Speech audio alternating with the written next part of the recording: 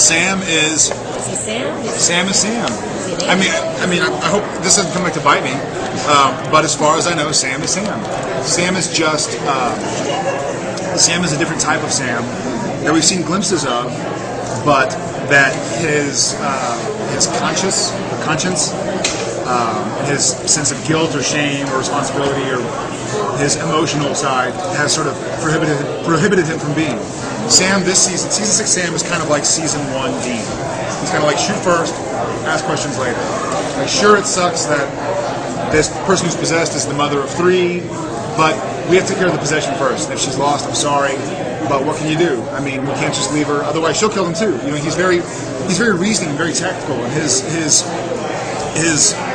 reasoning makes mathematical sense and tactic sense. But he's not heartless by any means. But he just does what he accepts collateral damage now. Whereas Sam of yesteryear was sort of like, let's try and do the right thing where nobody gets hurt, where there is no collateral damage. Now Sam's like, you know what?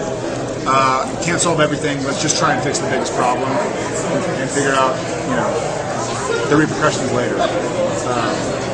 So, you know, obviously, I think Sam is in a tough spot because it's not that Sam has bad intentions, but it's that Sam has now learned, both in starting the apocalypse and in being possessed by Lucifer, that, you know, the old adage says the road to hell is paved with good intentions.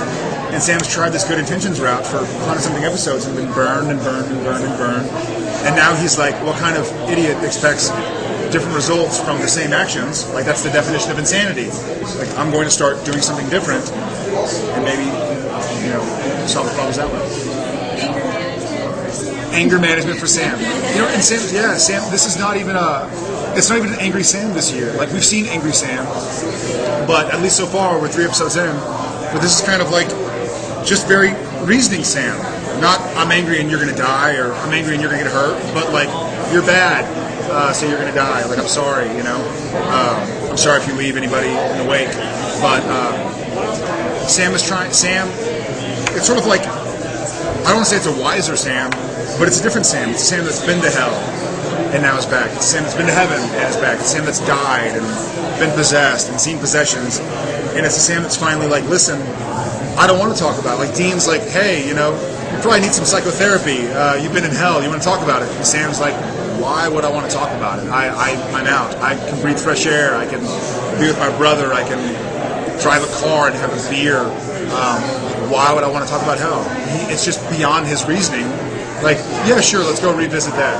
Sam's like, I'm fine, I'm out. Like, what's there to, like, I'm happy about it. Now I just want to do the right thing. And so, it's a weird sort of Zen. Because it's not like Buddhist, like, non-violent Zen. It's like, I'm better, so let's go kill bad things. So it's a weird kind of dichotomy and juxtaposition. How is it so far? Yeah. It's great. This is only we're only filming the 3rd episode right now. But they're obviously the strains because in the premiere episode, we find out, A, that Sam is back, but B, that Sam has been back for a while. And so at first, Dean is sort of doing the chick route, to kind of quote the writers. But Dean's like, why don't you let me know so hard? You know, for a year I was drinking, I was crying, I was in pain, I was reading every book and looking everywhere I could, trying to fix it and find out what happened to you and make things better. Sam was like, you promised me you wouldn't. Like, you shouldn't have done that. You promised you wouldn't. So I'm sorry you were hurt, but I made you promise and you broke your promise, so I'm sorry. And Dean, I think, is kind of taken aback because he's like, well, Sam's heartless. Like, usually he'd be like, I'm so sorry, Dean. Like, let's talk about it. Let's go for a drive. And now Sam's like, listen, man, I'm sorry. It was tough, but you promised me you wouldn't dwell on it. You promised me you'd go live with this woman and this kid and try and live a normal life. And we find out that Sam, once again, Sam's been doing what he thought is for the better of Dean. You know, Sam's been out for a while, but he's like, Dean has a woman that he loves and that loves him back, and a kid that he loves that loves him back. Like, why would I go like, hey, I'm back, like, let's hit the road? And Sam just doesn't, to Sam, that's heartless. Not leaving him in the door, to Sam, letting him know, like, hey, by the way, this life that you're living right now isn't going to last forever. Like, Sam kind of wanted Dean to be able to live in blissful oblivion. So it's a bit of a strain because Dean feels like he's been lied to just by omission. You know, Sam hasn't been lying, but he hasn't been exactly telling the truth. So they have some things to work out. Can you talk about? Sorry, Steve. We can talk about everything starting from scratch.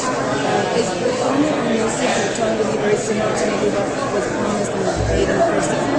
Because now that we've done this. Yes, so far.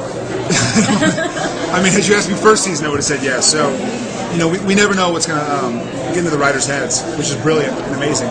But right now, we are very much back to season 1. And that's when I say also, like season 6 Sam, it's very much like season 1 Dean. And season 1 Dean, season 1 Sam is very much like season 6 Dean.